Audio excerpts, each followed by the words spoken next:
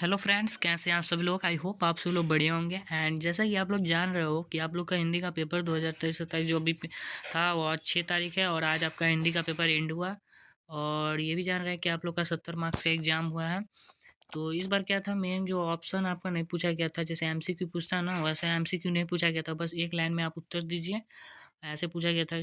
खंड अ कह रहा है कि निम्नलिखित वस्तु प्रश्नों के उत्तर दें। मतलब बस कह रहे समझा दे रहे हैं कि क्या क्या क्वेश्चन पूछा गया था एग्जाम में आपको।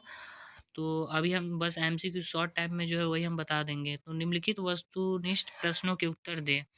वैसा ही था, 2 मार्क्स का हर एक क्वेश्चन था, 10 गो क्वेश्चन पूछा गया था, 20 मार्क्स हो गया टोटल।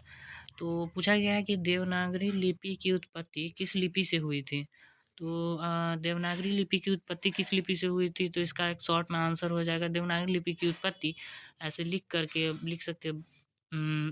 ऐसे लिख करके आप लिख सकते हैं, ब्राह्मी लिपि से हुई थी। ठीक है, देवनागरी लिपि की उत्पत्ति ब्राह्मी लिपि से हुई थी। नेक्स्ट जो क्वेश्चन है आपका, भारतीय संविधान के किस अनुच्छेद में राजभाषा संबंधी प्रावधान उपबंधित है। ठीक है, तो भारतीय संविधान जो है उसमें किस अनुच्छेद में, बहुत सारे अनुच्छेद है ना, तो उसमें एक मेन रहेगा। बस छोटा सा शॉर्ट में पूछा गया तो शॉर्ट ही में लिख दे, 343 ऐसे 343 करके है।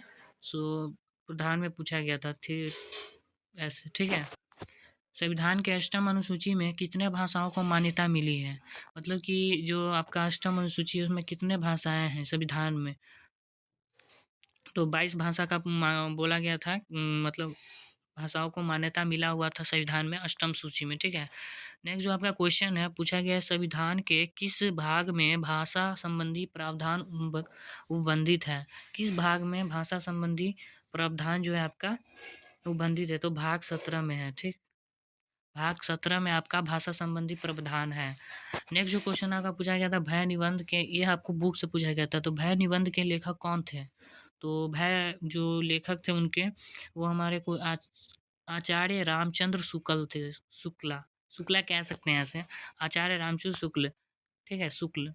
और जो नेक्स्ट क्वेश्चन है आपका, गेहूं और गुलाब के रचनाकार कौन है। तो इसके लेखक सब बुक से पूछा गया तो लेखक याद ही रहेगा, तो राम वृक्ष बेनीपुरी ऐसे कोई था, तो वो उनके रचनाकार थे। ठीक है, इनके गेहूं और गुलाब के। अगर ऑप्शन में रहता तो सबका ऑप्शन लिख देता लेखक का, और ये को टिक करना रहता आपको, लेकिन इसमें टिक करना नहीं था, बस लिख देना था मेन जो आपको आंसर पता है। तो राम वृक्ष बेनीपुरी थे। ठीक है, सदाचार का ताबीज किनकी रचना है। सदाचार जो है ताबीज एक है चैप्टर, उनका जो लेखक है कौन है, तो हरिशंकर परसाई इनका आंसर होगा। तो एक लाइन में लिख दीजिए, हरिशंकर परसाई। सदाचार का ताबीज का लेखक जो है रचना है वो किनका है, तो राम ये इनका हरिशंकर परसाई का है। नेक्स्ट जो क्वेश्चन पूछा गया था, राम विराग के संपादक कौन है, तो इनके संपादक विराग के संपादक कौन है, तो रामविलास शर्मा होगा इसमें। मेन जो आंसर है वो लिख दीजिए, रामविलास। बस बता रहे हैं कि जो एमसीक्यू था, एमसीक्यू टाइम में नहीं था, बट 2-2 नंबर का था, तो वो कौन सही हुआ है। रामधारी सिंह दिनकर का जन्म कहाँ हुआ था। इनका जन्म जो था वो सिमरिया में हुआ था। और इनका जो मेन लोकेशन है 23 सितंबर 1908 को डेट है ये।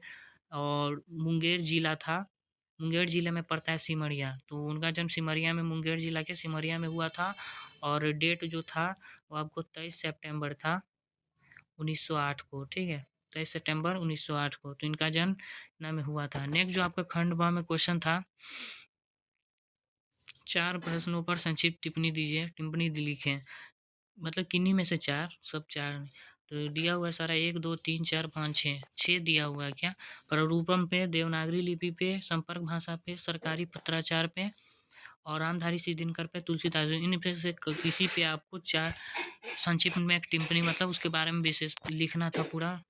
ठीक है, और फिर खंड स में आया था, निम्नलिखित में से किन्हीं 3 प्रश्नों के, जैसे हरदम रहता है 3 प्रश्न बनाना था, देवनागरी लिपि के मानकीकरण पर प्रकाश डाले, संक्षेपण की विशेषताओं का विवेचन करें, बेटी और बाली विधवा शीर्षक कहानी भी चैप्टर से है, तो पुष्ट वाटिका प्रसंग में निहित, ये भी राजे ने अपने रखवाली की शीर्षक कविता की समीक्षा करें। तो ये सब क्वेश्चन था जो है यहाँ पे। और जैसे कि हम लोग बोले थे शॉर्ट आंसर टाइप बता देंगे, तो शॉर्ट आंसर टाइप हो गया हुआ है। आई होप आपको वीडियो अच्छा लगा हो, अगर समझ में आया हो तो चैनल को सब्सक्राइब करें, एंड मिलते हैं नेक्स्ट वीडियो में।